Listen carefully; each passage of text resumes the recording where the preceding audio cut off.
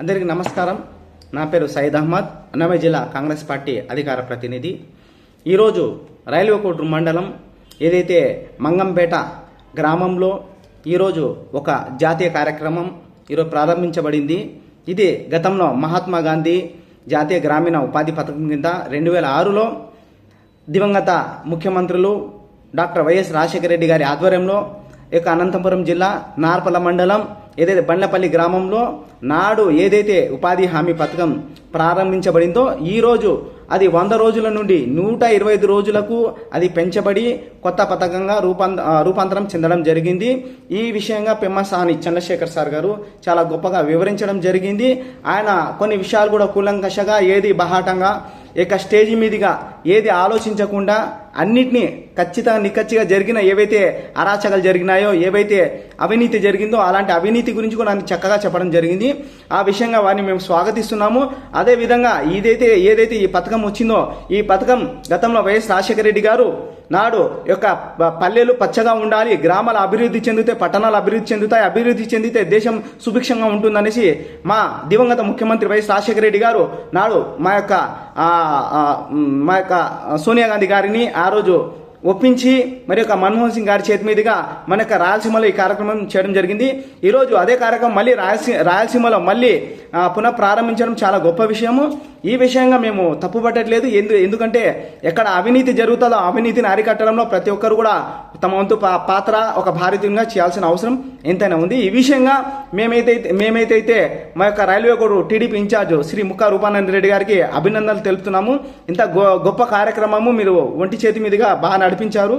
ఎందుకంటే ఎవరైనా కూడా మేము అభినందించాలి కూడా. మీ యొక్క నాయకత్వంలో అందరూ కూడా ఈ కార్యక్రమం చాలా చక్కగా జరిగింది.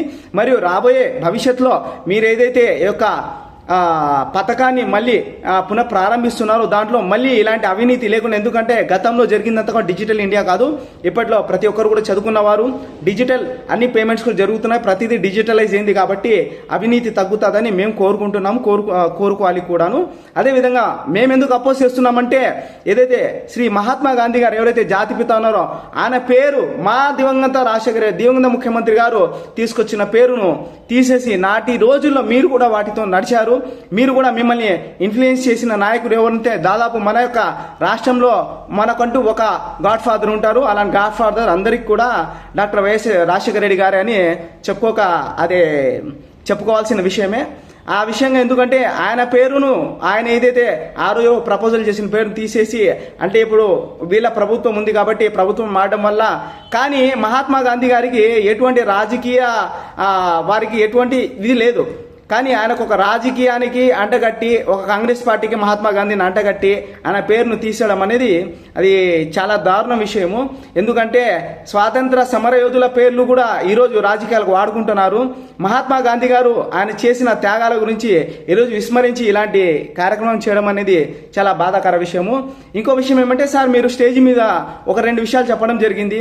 అక్కడ మీరు సంబోధిస్తూ గత 20 సంవత్సరాల నుండి కాంగ్రెస్ పార్టీ మరియు వైసీపీ పార్టీలో జరగని అభివృద్ధి ఏదైతే ఉందో ఇది 2 ఏళ్లలో జరిగిందని చెప్తున్నారు.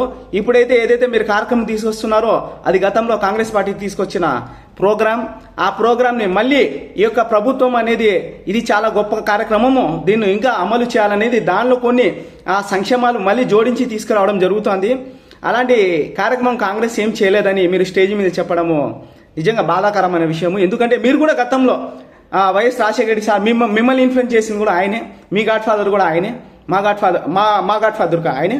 మనమంతా ఒకప్పటి నుండి మా రాజశేఖర రెడ్డి గారిని మేము గౌరవించుకుంటూ ఆయన చేసిన కార్యక్రమం కోసము ఈరోజు మేము గౌరవిస్తున్నాము.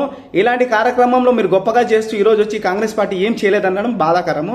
అదేవిధంగా గతంలో ఏదైతే మన రైల్వే కోటూరు ఎమ్మెల్సీ శ్రీ బత్తాల చెంగల్రాయుడు గారు ఎమ్మెల్సీగా కాంగ్రెస్ పార్టీ తరఫున నిలబడి ఆనాటి యొక్క మన యొక్క దివంగత ముఖ్యమంత్రిగా చనిపోయిన తర్వాత ఎవరైతే కిరణ్ కుమార్ రెడ్డి సార్ గారు ముఖ్యమంత్రి ఉన్నప్పుడు 400 కోట్ల రూపాయలు మన రైల్వే కోటూరు మండలానికి తీసుకొచ్చి, అంటే కాంగ్రెస్ పార్టీ తరఫున తీసుకొని వచ్చి ఇక్కడ అభివృద్ధి కార్యక్రమాలు చేశారనేది ప్రజలు ఉండే విషయము.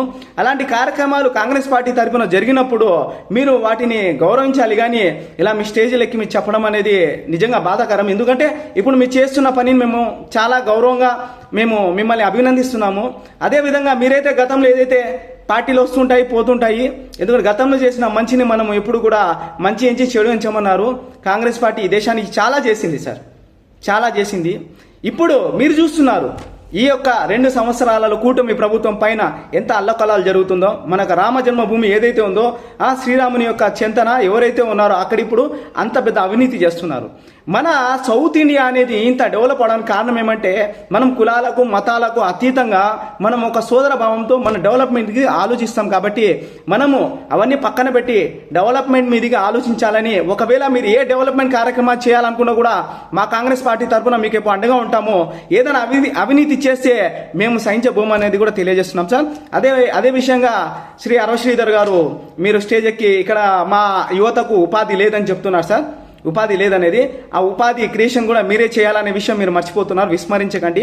మీరు మీ ప్రపోజల్ స్టేజ్ మీద పెట్టారు, అది స్టేజ్ మీద కాకుండా కార్యాచరణ మీదకి రావాలి. ఇంకో విషయం అంటే చాలా మంది సోదరులు ఏమంటున్నారంటే రైల్వే కోటరు ఒక హబ్గా తయారవబోతుంది, వ్యవసాయ హబ్గా, ఒక వనంగా తయారవబోతుంది అంటున్నారు. సార్ ఒక విషయం గుర్తుపెట్టుకోండి, ఎక్కువ వలసలు మన కడప జిల్లా గ్రామాలు, మన ఉమ్మడి కడప జిల్లాలోనే ఉన్నాయి.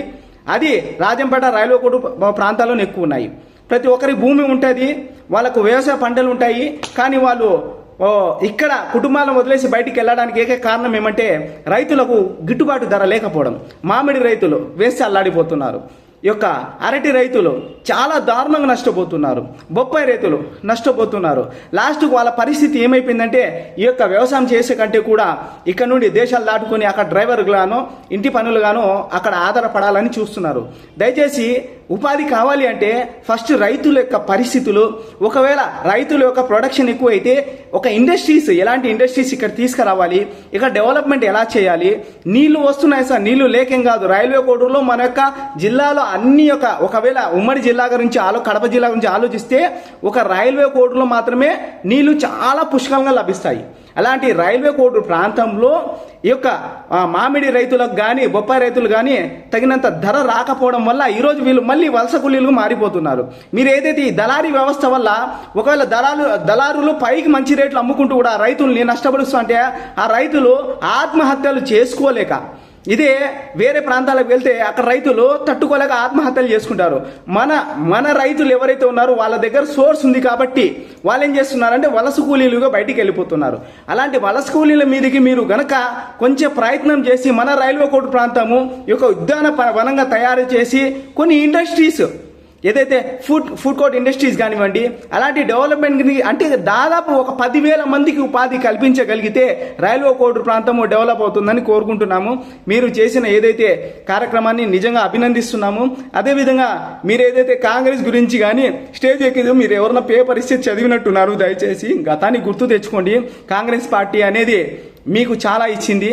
ఈరోజు మేము కాంగ్రెస్ పార్టీ తరఫున ఒక యువకులుగా నిలబడ్డాము. ఎందుకు నిలబడ్డామంటే మాకేదో రాజకీయ లబ్ధి కోసం కాదు.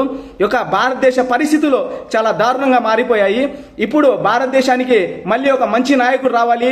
యువత రేపటి భావి భారత పౌరులు బతికి ఉండాలి అంటే, వాళ్ళు బానిసలు కాకుండా ఉండాలంటే నేటి యొక్క ఏదైతే స్వాతంత్ర సమర యుద్ధం అనేది మళ్ళీ మేము మొదలెట్టి మేము మళ్ళీ కాంగ్రెస్ పార్టీ చెంతకు చేరడము, మా దగ్గర ఆర్థిక పరిస్థితుల గురించి కానీ మా యొక్క కుటుంబ పరిస్థితులు ఆలోచించకుండా ముందుకు వస్తున్నాము, అంతే తప్ప ఇంకోటి కాదు. అదేవిధంగా రైల్వే కోడూరు ప్రజల యొక్క సుభిక్షత కోసం కానీ రైల్వే కోడూరుల యొక్క మంచి కోసం కానీ మేము ఎంత దూరమైనా వస్తాము, వారి సమస్యల్లో ఎంతవరకైనా మేము ముందుకు సాగుతామని తెలియజేసుకుంటున్నాం sir. Thank you so much.